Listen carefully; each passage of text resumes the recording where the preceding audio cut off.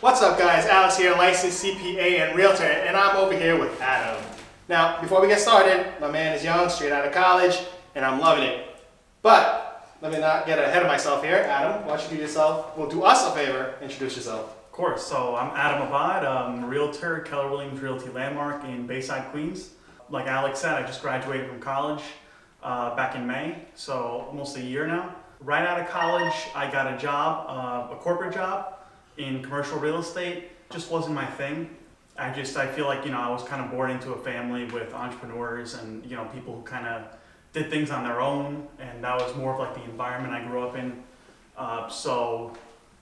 It was just, I like the freedom. You still got to push yourself, but I'm better at pushing myself than having people push me, is what I learned. So, I love what I'm doing. It doesn't really feel like work, to me. I enjoy talking to people. I enjoy helping Alex at his open houses. It's fun. For me, it's fun. Well, so far. But no, I'm not kidding. See, that's the key word. That's the key word, because I'm going to tell you right now, right? Like, it'll get busy, hopefully, Right, but it's how you get busy, right? So the question is going to be, cold calling is illegal. So obviously there are other ways for us to make calls, right? Yeah. Obviously, the usual spiel is sphere of influence. So who are the people you know and who do they know? And if you contact, let's say, certain industries that might be chock full of potential clients, right? Yeah. Or maybe you went to an open house, or maybe there was an expired and you have a buy for them. Like, there's a lot of ways, right? Yeah. For you not to break the law, but you still make calls. Or maybe you have ads and people click through those ads and now they are not cold calls because they are leads. You're still going to get a lot of people saying, who the hell is this? Why are you calling me? I know. Yeah. And go through like hours of that. You still having fun? You're gonna, if I try to think of it like, Alex is right, like that, that task in and of itself, like I'm not gonna sit there and be like, oh, this is fun, but like, I like to think of it as like a big picture thing, and I like to think of it as, this is gonna lead me to where I wanna be, and it's not about that minimal task. Like, sure, it might be a little bit tough for me to like sit down and do it, but I try to remind, like when I have difficulty, sitting down and doing it, like I try to remind myself like what this is gonna lead me to. And you touched on something very important there, right? It's, are you focused on that win or are you focused on that journey? Yeah. Right? And as a side note, there are some, I would argue, potential psychopaths who actually really enjoy, like love calling. They just, yeah. And look, and that's the thing, right? Majority of agents, they hate the actual lead generation portion of it, right? They hate the calling, they hate door knocking, they hate talking to strangers and like, hey, by the way, I'm a realtor. Yeah. They hate it. They want the end piece. They want the, we just got into contract, I just closed, I just got my paycheck. Yeah. Right? Or I just listed that like top dollar, $4 million house with all like dripping in just gaudy, gauche, like, right? Yeah. I would love that too. Yeah. But you touched on something very important. Like you're like, I enjoy this journey. It's a journey there. Yeah. So is it all glitz and glam though, right? Yeah. I'm sure if you haven't yet, you will soon. You probably got cussed out, right? And look, and there's gonna be a lot of cases where, like, for instance, I'm sure Carl's gotten that too, Yeah. where someone felt like wanted you to call them, and then you call them. They forgot that like they wanted you to call them, and now they're cussing you out like, don't call me again. You asked me to call you. But this is neither here and there. Like the point here is, I like that attitude. Yeah. And there's something to be said about you jumping in right out of college, right? Because a lot of people would obviously, like statistics, right, are generally going to be people who kind of went through their career and then they jump into real estate. The majority of them, the great majority. You said you tried a corporate job thing, and then you're like, yeah, no. And I just want to like expand on that. Like, so I've always had interest in real estate, like, and being kind of an entrepreneur, being, handling my own journey. I've always had an idea that I wanted to like do this. So for me, like that corporate thing was, let me test it out. And I kind of knew, I gave myself like, 3-4 months, and I was like, okay, this is what I thought. And I've also had internships during college in corporate environments, so I kind of had an idea. But I still, what led me to get a corporate job anyway was that, obviously it's easier, like, you know you have that salary coming in every week. You know that the security's there. But it's you can do that. And I'm speaking for myself. Like you can do that and be not that happy, or you can struggle for a year or two, right? And know that it's you love what you're doing, and it's going to lead you to where you want to be financially eventually. And also, since I'm young, I just got out of college and I don't have a family or big commitments. I figured that it's a good time to take this kind of risk. So that's why I kind of pursued it now. So simply put, because you could afford it. Yeah, pretty much. Yeah, pretty much. And that's actually a beautiful thing, right? Yeah. So when I talk to, I'm lucky. Yeah. No, but you want to call it luck, you want to call it proper planning, you want to call it whatever it is. At the end of the day, this is the decision you made. Yeah. Right. And so for me, and the fortunate thing is here, you are where I wish I were at your age. Okay, so you did something smart here, right? For me, it's the advice that I didn't follow when I was your age. Right? Yeah. And not to say that I'm like crazy old or anything, but they were like, if you're gonna fail big when you're young. Right? So if you're in your 20s and you lose $1 million in your 20s, it's nothing compared to you losing $1 million or even a couple $100,000 in your 30s. Right. So there's a big difference here. Yep. So with that said, I'm thinking, look, let's say, like you said, you're not married, there are no kids somewhere. I hope there aren't. Right.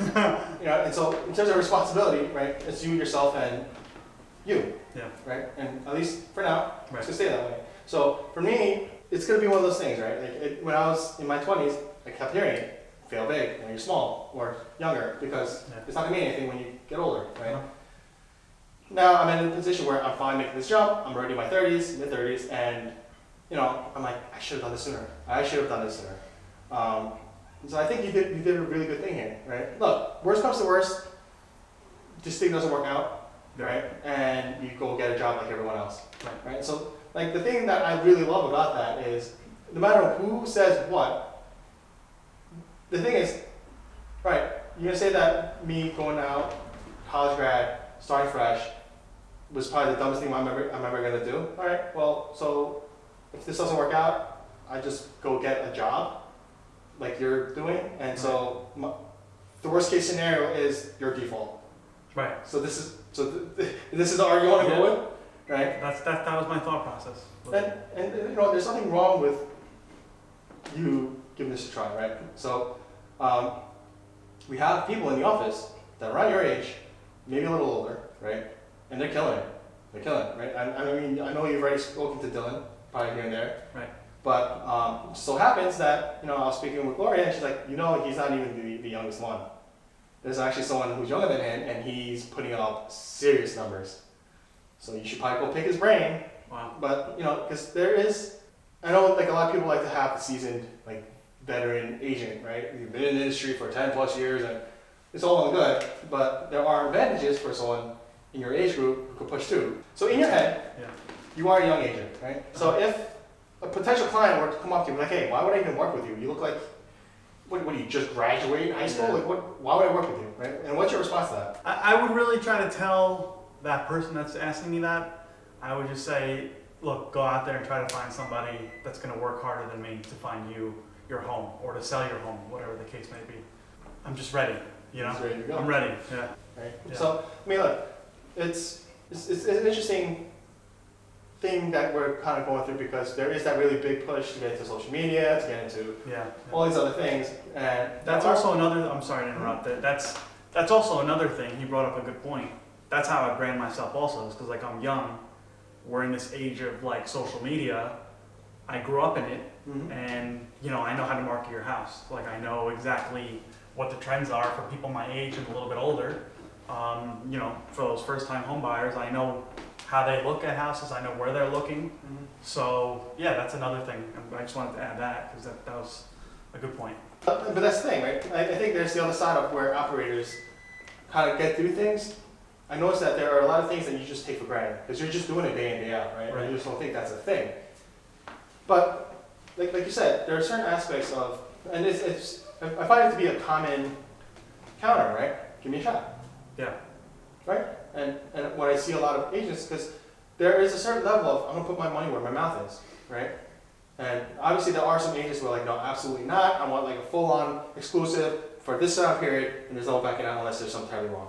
Right. Okay, fine, right? And there are agents who are like, look, tell you what, this is exclusive, but I'll sweeten the pot a little bit. If you don't like the way I'm operating, fire me tomorrow, right? So where's the risk here?